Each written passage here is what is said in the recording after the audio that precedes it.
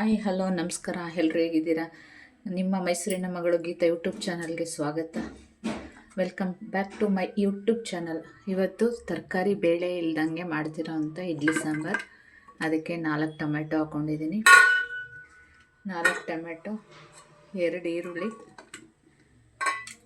ಹಸಿಮೆಣ್ಸಿನ್ಕಾಯಿ 4, ಜೀರಿಗೆ ಒಂದು ಅರ್ಧ ಸ್ಪೂನು, ಎಲ್ಲವನ್ನು ದಿಢೀರಂತ ಹಾಕ್ಕೊಂಡು ಮಾಡೋ ಅಂಥದ್ದು ಇದು. ಇದಕ್ಕೆ ಒಂದು ಅರ್ಧ ಸ್ಪೂನು ಸಾಂಬಾರು ಪುಡಿ ಹಾಕ್ಕೊಳ್ಳೋಣ. ಏಕೆಂದರೆ ಆಲ್ರೆಡಿ ಹಸಿಮೆಣ್ಸಿನ್ಕಾಯಿ ಇದೆ, ಅದಕ್ಕೆ ಒಂದು ಅರ್ಧ ಸ್ಪೂನ್ ಸಾಕು.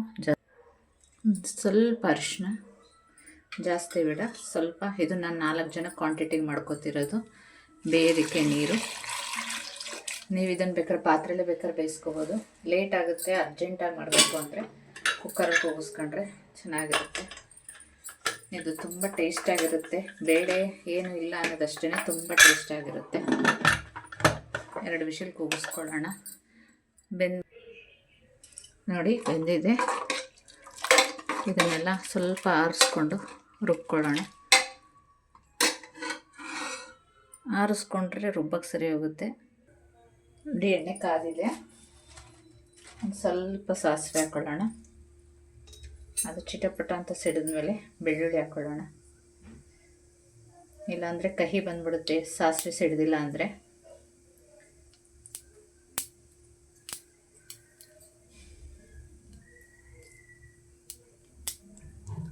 ಸಾಸಿವೆ ಸಿಡಿತಾ ಇದೆ. ಜಜ್ಜಿರೋಂಥ ಬೆಳ್ಳುಳ್ಳಿ ಹಾಕ್ಕೊಳ್ಳೋಣ.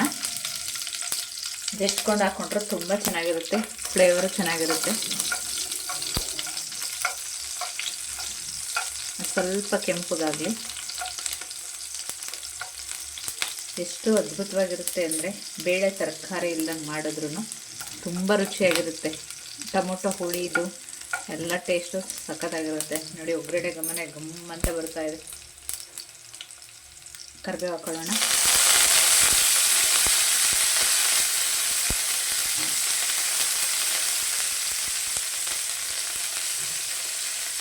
ಬೇಯಿಸಿದ್ವಲ್ಲ ಅದ್ರ ನೀರು ಹಾಕೊಳ್ಳೋಣ.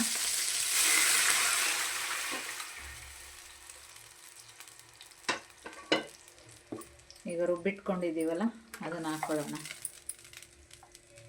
ಜಾಸ್ತಿ ಬೇಯೋ ಅವಶ್ಯಕತೆ ಇಲ್ಲ, ಏಕೆಂದರೆ ಎಲ್ಲ ಆಲ್ರೆಡಿ ಬೆಂದಿದೆ. ಅದರಿಂದ ಜಾಸ್ತಿ ಬೇಯೋ ಅವಶ್ಯಕತೆ ಇಲ್ಲ.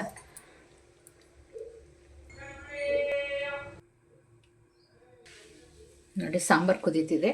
ಇಷ್ಟು ಜಾಸ್ತಿ ಬೇಡ, ಸ್ವಲ್ಪ ಬೆಲ್ಲ. ಇದು ಆಪ್ಷನಲ್ಲ, ನಿಮ್ಗೆ ಇಷ್ಟ ಇದ್ರೆ ಹಾಕ್ಕೊಳ್ಳಿ, ಇಲ್ಲ ಅಂದರೆ ಇಲ್ಲ. ಹುಳಿ ಇರುತ್ತೆ, ಹುಳಿ ಸಿಹಿ ಖಾರ ಎಲ್ಲ ಅದ್ಭುತವಾಗಿ ಚೆನ್ನಾಗಿರುತ್ತೆ ಅಂತ ಹಾಕ್ತಾಯಿದ್ದೀನಿ. ಅದು ನಿಮ್ಮ ಇಷ್ಟ. ಕೊನೆಯಲ್ಲಿ ಕೊತ್ತಂಬರಿ ಸೊಪ್ಪು ನೋಡಿ. ಆರಿದ್ರೆ ಇನ್ನೂ ಸ್ವಲ್ಪ ಗಟ್ಟಿ ಬರುತ್ತೆ. ಇಡ್ಲಿಗಂತೂ ಅದ್ಭುತವಾಗಿರುತ್ತೆ.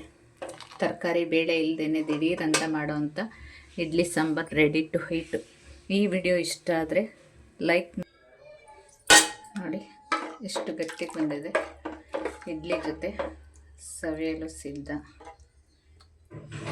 ಈ ವಿಡಿಯೋ ಇಷ್ಟ ಆದರೆ ಲೈಕ್ ಮಾಡಿ, ಶೇರ್ ಮಾಡಿ, ಸಬ್ಸ್ಕ್ರೈಬ್ ಮಾಡಿ. ಹೋಗಿ ಬರಲಾ?